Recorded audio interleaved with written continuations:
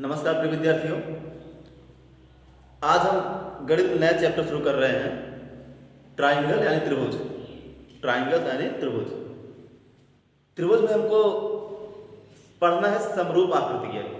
जैसे आपने पिछले कक्षा में पढ़ा है सर्वांगसम आकृतियाँ या सर्वांगसम से संबंधी सभी प्रमेय पढ़े थे। सर्वांगसम जितने थे कॉन्ग्रुएंस के संबंधी आप प्रमेय पढ़े थे।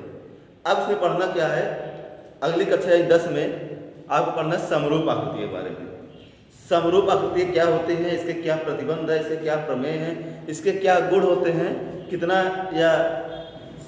या सर्वांगसम से कितना अलग होता है, ये सब पढ़ेंगे। तो हम पहले रिपीट करते हैं सर्वांगसम आकृति के बारे में, क्योंकि पढ़े आप लोग, क्योंकि सर्वांगसम अगर आता रहेगा तभी आपको क्या आएगा, समरूप आएगा। समरूप आकृति तभी आएगी, समरूप आपके समरूप संबंधी सभी कंडीशन तभी समझ में आएंगे यदि आपको सर्वांगसम आता रहेगा। तो सर्वांगसम की बात करेगा, सर्वांगसम आकृतियां,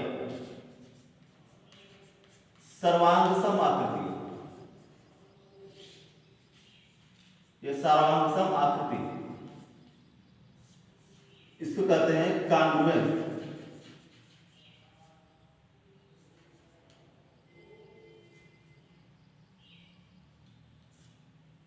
सर्वांगसम तो जानते हैं, दो आकृतियां सर्वांगसम तब होती हैं यदि प्रत्येक प्रकार से एक दूसरे से क्या हो, समान हो।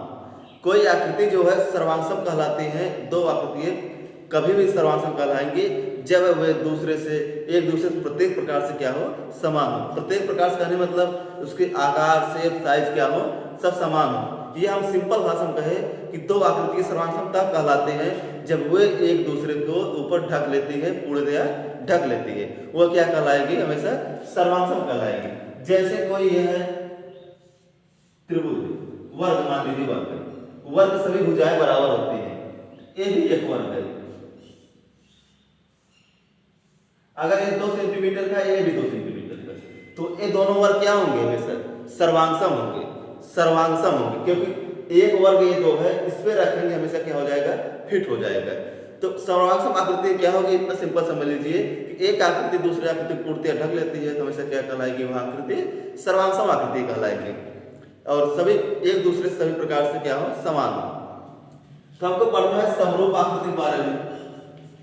समरूप यानी सिमिलर,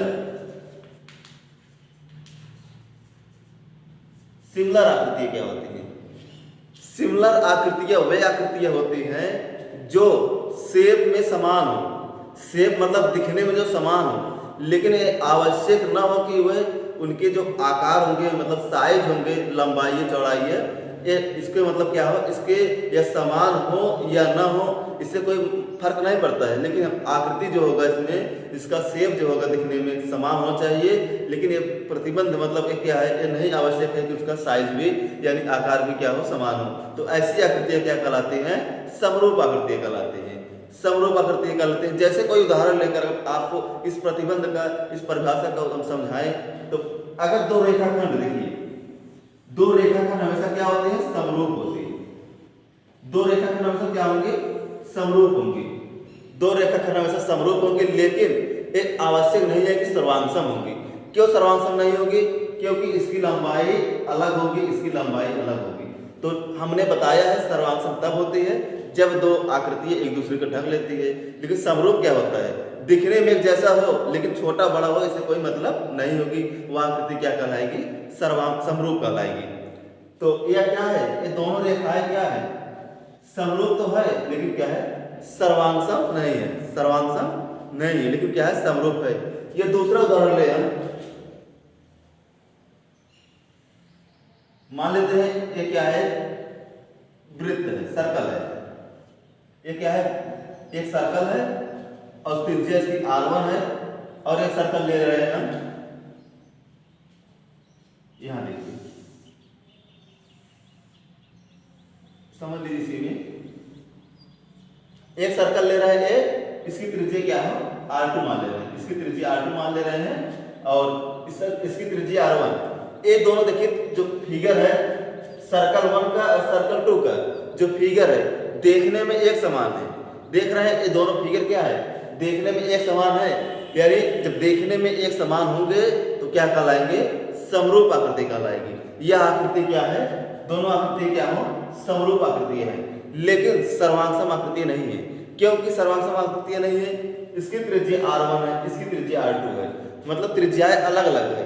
मान लेते हैं अगर इसकी त्रिज्या 3 सेंटीमीटर है, इसकी 5 सेंटीमीटर होगी, तो क्या होंगे, अलग अलग सेंटीमीटर है, यानी दोनों चित्र क्या होंगे, दोनों फिगर एक दूसरे पर प्रतिस्थापित नहीं होंगे। तो यह आकृतियां क्या कहलाएगी, आपकी समरूप आकृतियां कहलाएगी, लेकिन सर्वांगसम आकृति नहीं कहलाएगी। समरूप कहलाएगी लेकिन सर्वांगसम नहीं कहलाएगी। तो एक पॉइंट आप हमेशा दिमाग बैठा लीजिए, एक इंपॉर्टेंट पॉइंट है, आप दिमाग बैठा लीजिए कि सभी सर्वांगसम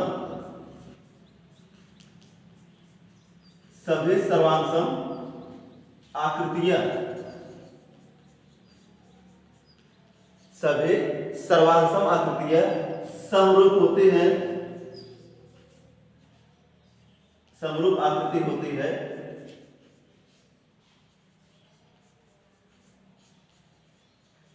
लेकिन सभी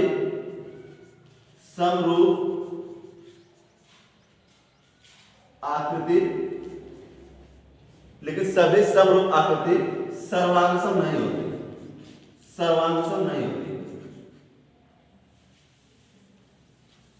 सर्वांगसम नहीं होती। तो क्या हमने बताया कि सभी समरूप आकृतियां क्या होती हैं, सर्वांगसम, सभी सर्वांगसम आकृतियां समरूप हो सकती है, लेकिन सभी समरूप आकृतियां सर्वांगसम नहीं सकती है। सभी सर्वांगसम आकृतियां समरूप आकृति होती है, लेकिन सभी समरूप आकृति सर्वांगसम नहीं होती है। मतलब कुछ जो होते हैं सर्वांगसम आकृतियां, सभी सर्वांगसम आकृति समरूप होगी, लेकिन कुछ कंडीशन में जो समरूप आकृति होती है वो सर्वांगसम होती है, लेकिन अधिकतर केसों में सभी समरूप आकृतियां क्या होंगी, सर्वांगसम नहीं होगी। दिमाग में से बैठा लीजिए एकदम पूरी तरीके से। तो हमने सर्वांगसम और समरूप के बारे में समझा दिया, क्या अंतर है, क्या डिफरेंस है। अगर हम कोई और उदाहरण लें, सभी वर्ग क्या होते हैं, सर्वांगसम होते हैं, और लेकिन सभी वर्ग क्या होते हैं, समरूप होते हैं, सर्वांगसम नहीं कहेंगे। क्योंकि क्या होंगे, अगर इस प्रकार से कोई वर्ग हो गया, एक इस प्रकार से, ये दोनों क्या है, समरूप आकृतियां हैं, ये दोनों क्या है, समरूप है, लेकिन सर्वांगसम नहीं है। हमको पढ़ना है समरूप आकृति के बारे में, तो ज्यादा से ज्यादा हम समरूप के बारे में फोकस करेंगे। तो सभी वर्ग क्या होते हैं, एक समरूप आकृति होती है, सभी वर्ग एक समरूप आकृति होती हैं, और सभी आयत जो होते हैं एक समरूप आकृति होते हैं, सभी आयत क्या होते हैं, समरूप आकृति होते हैं। देखेंगे, देखने में एक जैसे हैं, तो कहने मतलब होते हैं जो देखने में जैसे होते हैं आकृति क्या होती हैं, समरूप आकृति होती है। क्या होते हैं, समरूप आकृति है। तो समरूप आकृति के बारे में आपने समझा होगा, उम्मीद कर रहा हूं समझ में आया होगा। अगर फिर भी अगर कोई प्रॉब्लम हो, अगर इसमें कोई समस्या हो पूछिएगा।